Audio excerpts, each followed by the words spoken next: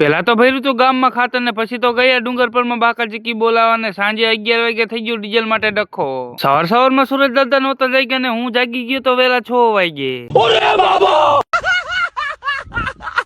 સવારમાં એટલે ઉઠવું પડતું. હવે એમાં વાત એવી છે ને કે હવે થઈ ગઈ છે કપાસના લીટા ભરવાની સિઝન ચાલુ, એટલે આપણે ટ્રેક્ટર ને લોડર લઈને જવાનું છે આજે લીટા ભરવા. આપણું ટ્રેક્ટર ચાલુ કરીને તો આપણે નીકળી ગયા લીટા ભરવા માટે. થોડીક જ વારમાં આવી ગયા લોકેશન, કરી દીધું આપણે ફેરા ભરવાનું ચાલુ. પછી તો ભરાઈ ગયો તો ફેરો, તો ચાલો હવે ફેરાને ખાલી કરી વારી. ટ્રેક્ટર ને મજા ન આવે મને જેઠો ઉતારી મૂક્યો ટ્રેક્ટરે. પછી તો આપણે ટ્રેક્ટર આંકતા કરી વારી એક રીલ શૂટ. જીવનમાં કાંઈક કરી જાવામાં, બાકી દાખલા દેવા પડશે છોકરાને કાલ બીજાના. થોડીક જ વારમાં ફરી વાર્યા બધા ફેરા. રીલ કેવી લાગી જરા કોમેન્ટ કરીને જણાવી દેજો.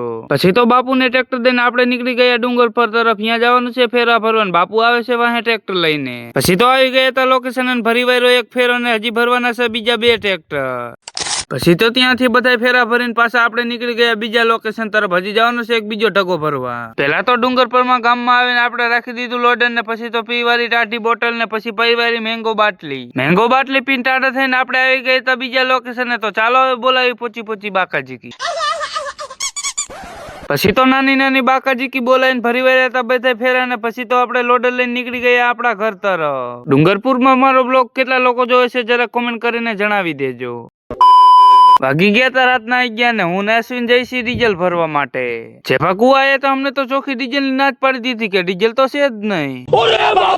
હાલે લે મારું બેટું ડીઝલ કેમ નથી જડતું ક્યાંય. હવે ડીઝલ વિના તો હાલે નહીં, એટલે હું ને અશ્વિન નીકળી ગયા માંડેલ પેટ્રોલ પંપ બાજુ. આવી ગયા તા માંડેલ ના પેટ્રોલ પંપે ને અહીંયા પણ ડીઝલ ની ના પાડી દીધી. આ ડીઝલ બંધ ન થઈ જાય તો સારું, નકર તો પછી બરધિયાથી ખેતી કરવી પડશે. આપડા ગઢિયા કેમ બરધિયાથી ખેતી કરતા હતા.